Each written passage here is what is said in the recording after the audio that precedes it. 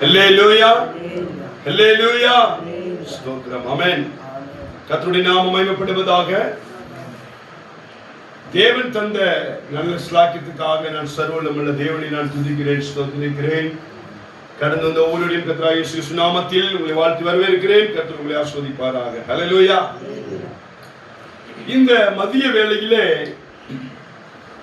கூடியிருந்திருக்கிற நம்மோடு கூட ஆண்டவர் பேசுகிற காரியம் என்னவென்று சொன்னால், நாம் வாசித்த சங்கீதம் 74 அதனுடைய 21வது வசனத்திலே இவ்விதமாய் சொல்லுகிறது: துன்பப்பட்டவன் வெட்கத்தோட திரும்ப விடாதிரும், சிறுமையும் எளிமையுமானவன் உமது நாமத்தை துதிக்கும்படி செய்யும். பாருங்க, துன்பப்பட்டவன் வெட்கத்தோட திரும்ப விடாதிரும். அல்லேலூயா, அல்லேலூயா. இந்த உலகத்திலே உலக நபர்களுக்கு யாராவது கஷ்டப்படுறாங்க அப்படின்னு சொன்னா அதை பார்த்து ஏளனமாய் சிரிப்பார்கள், நகைப்பார்கள், பரியாசம் பண்ணுவார்கள்.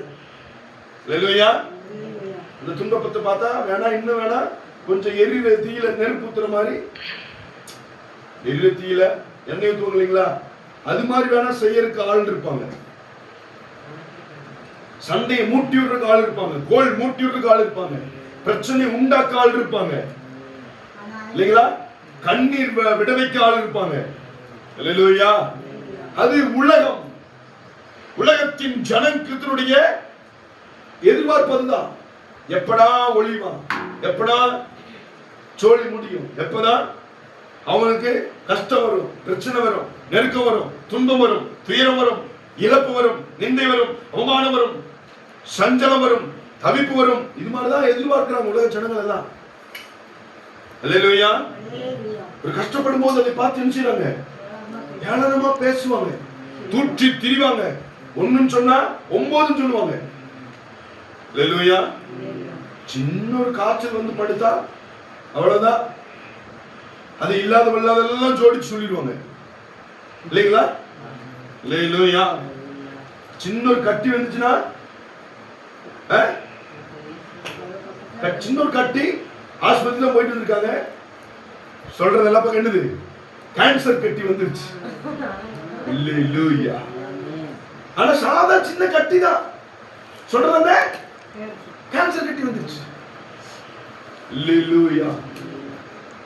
இது ஜனத்தினுடைய முயற்சி, ஜனத்தினுடைய பழக்க வழக்கம், கிரியை. ஆனா இங்க பாருங்க, தேவன் சொல்லுகிறார், துன்பப்பட்டவன் வெட்கத்தோடு திரும்ப விடாதிரும்.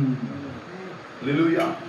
எவன் ஒருவன் துன்பப்படுகிறானோ, எவன் ஒருவன் கஷ்டப்படுகிறானோ, எவன் ஒருவன் ஸ்தோத்திரம் நிந்திக்கப்பட்டு அவமானிக்கப்பட்டு வேதனைப்படுகிறானோ, சஞ்சலப்படுகிறானோ, தவிப்புண்டாகிறானோ, அவனை ஆண்டவர் வெட்கத்தோடு திரும்ப விடுவதில்லை.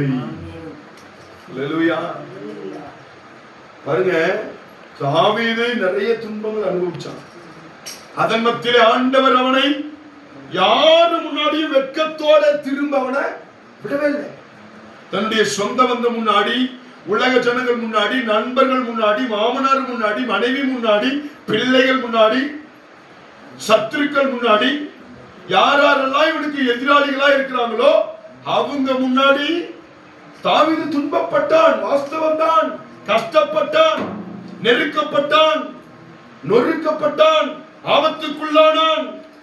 ஆனாலும் யாரு முன்னாடியும் வெட்கத்தோடு ஆண்டவர் அவனை திரும்பி போக விடவில்லை. அல்லேலூயா. ஸ்தோத்திரம். பாருங்க, கிதியோன் என்கிற அந்த நபருடைய குடும்பத்துக்கு ஒரு ஆபத்து, ஒரு துன்பம், கஷ்டம் வந்தது.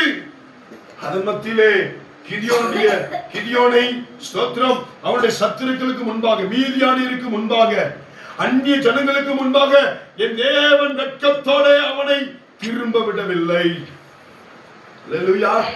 என்று சொல்றாரு, அனுப்புகிறது நான் அல்லவா, இருக்கிற இந்த பலத்தோட போ. ஆண்டவர் அனுப்பின அந்த பலத்தோட கிதியோன் போனான். மீதியானியரை ஜெயித்து அவன் ஜெயமெடுத்து இஸ்ரவேல் ஜனங்களை மீட்டுக் கொண்டு வந்தான். மீதியானியர்கள் என்னென்னலாம் கொள்ளையடிச்சு கொண்டு போனாங்க. இவர்கள் அறுத்து வச்ச எல்லா தானியங்கள், பருப்பு வகைகள், கனி வகைகள், ஆடு மாடு அவங்களுடைய வீட்டு பொருள் எல்லாம் கொள்ளையடிச்சு போயிட்டாங்க. அல்லேலூயா. ஆண்டவர் சொல்றாரு, நீ போ, அது எல்லாத்தையும் நீ மீட்டு கொண்டு வருவ. அதே மாதிரி ஆண்டவரை நம்பி போனா எவ்வளவு பெரிய கஷ்டம் பாருங்க, எவ்வளவு பெரிய துன்பம் பாத்தீங்களா? எல்லாத்தையும் கொள்ளையடிச்சு போயிட்டாங்க. இப்ப போய் அதை திருப்பி வந்தா தானே இவன் ஜெயமெடுக்க முடியும். ஆண்டவர் நம்பின அந்த பலத்தோட போனான். அந்த அந்நிய ஜனங்கள் முன்னாடி, மீதியானிய ஜனங்கள் முன்னாடி கிதியோனும் அவனும் ஜனங்களும் வெட்கப்பட்டு போகாமல் கொள்ளையடித்து கொண்டு வந்த எல்லாவற்றையும் திருப்பி ஆண்டவருடைய சமூகத்திலே கொண்டு வந்தார்கள். அல்லேலூயா, அல்லேலூயா. பாருங்க, இஸ்ரவேல் ஜனங்கள் அவர்களும் அடிமைத்தனத்திலே 430 வருஷம் அவர்களும் துன்பப்பட்டார்கள். ஆண்டவரை நோக்கி முறையிட்டார்கள், ஆண்டவரை நோக்கி கூப்பிட்டாங்க. ஆண்டவர் சத்தத்தை கேட்டு இவங்க என்ன செஞ்சாரு? எகிப்தியர் முன்னாடி, பார்வோன் ராஜா முன்னாடி வெட்கப்பட்டு போகாமல் ஆண்டவர் என்ன செஞ்சார்? இஸ்ரவேல் ஜனங்களை அடிமைத்தனத்திலிருந்து விடுவித்து தான் அழைத்து கொண்டு போன, தான் காண்பிக்கிற தேசத்துக்கு அவர்களை வழிநடத்தி கொண்டு போனார். அல்லேலூயா, அல்லேலூயா. பாருங்க, புதிய ஏற்பாட்டிலும் பாருங்க, இயேசுவை யாரெல்லாம் நம்பி வந்தாங்களோ அவர்களிடத்திலே ஸ்தோத்திரம், ஒரு நபரும் வெட்கப்பட்டு போகவில்லை. அல்லேலூயா.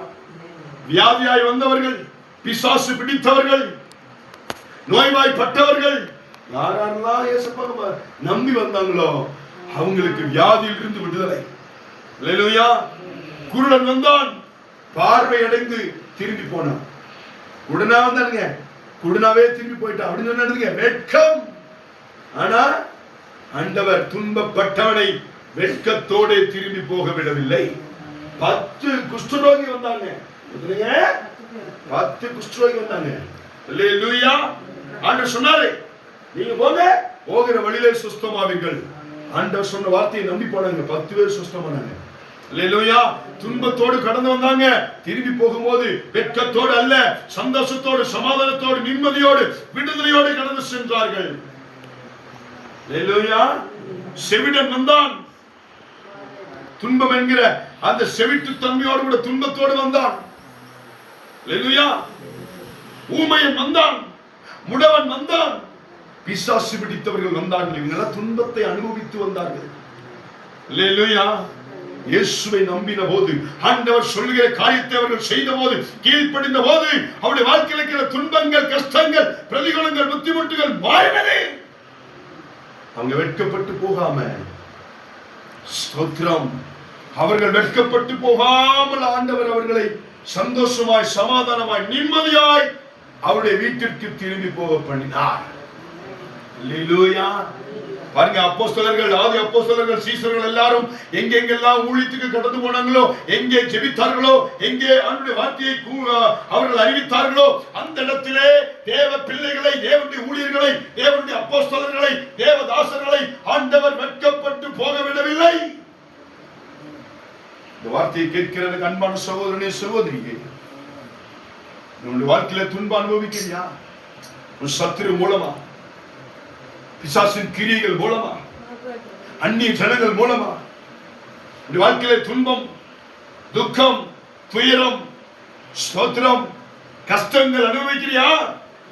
நீங்க ஆண்டவர் சொல்றாரு, நீ வெட்கப்பட்டு திரும்பி போக வேண்டியவன் அல்ல, நீ வெட்கப்பட்டு திரும்பி போகக்கூடியவன் அல்ல. நான் உன்னோடு கூட இருக்கிறேன். நீ கலங்காதே, நீ திகையாதே. நான் உன் தேவன், நான் உனக்கு சகாயம் பண்ண போகிறேன். உன்னுடைய குடும்பத்திலே சகாயம் செய்ய போகிறேன். உன்னுடைய சரீரத்திலே, உன்னுடைய ஆவியிலே, ஆத்மாவிலே நான் சகாயம் செய்கிற தேவன். அல்லேலூயா, அல்லேலூயா. அப்போ தாவீதுக்கு அவனுடைய துன்பத்தின் மத்தியிலே ஆண்டவர் வெட்கம் அடையாதபடி திரும்ப வைத்தார் என்று சொன்னார். அல்லேலூயா. கிதியோனுடைய வாழ்க்கையிலே ஆண்டவர் அவருடைய துன்பத்தை மாற்றி வெட்கமடையாதபடி செய்வார் என்று சொன்னார். இயேசு கிறிஸ்துவை நம்பி வந்த எல்லா ஜனங்களுக்கும் துன்பத்தை, கஷ்டத்தை மாற்றி வெட்கமடையாதபடி திரும்பி சந்தோஷத்தோடு, சமாதானத்தோடு, நிம்மதியோடு, சந்தோஷத்தோடு அனுப்புவார் என்று சொன்னார். இன்னைக்கு ஆண்டவரை நம்பி வந்திருக்கிற உங்களையும் என்னையும், நீ துன்பத்தை, ஒருவேளை வியாதி என்கிற துன்பம், கடன் பிரச்சனை என்கிற துன்பம், கஷ்டம், ஸ்தோத்திரம். சாப்பாட்டுக்கு இல்லைங்கிற துன்பம், ஒரு தேவைகள் சந்திக்கப்படவில்லை என்கிற துன்பம், எந்த துன்பமா இருந்தாலும் இன்னைக்கு ஆண்டவரிடத்துல திறந்து சொல்லுங்க, ஆண்டவரே இந்த கஷ்டத்தோடு வந்திருக்கிறப்பா, இந்த துன்பத்தோடு கடந்து வந்திருக்கிறப்பா, நான் இந்த துன்பத்தின் மத்தியிலே, கஷ்டத்தின் மத்தியிலே நான் நிற்கப்பட்டு போகக்கூடாது, தலை கொண்டு நிற்கக்கூடாது, அவமானப்படக்கூடாது ராஜா, என்னை விடையும்.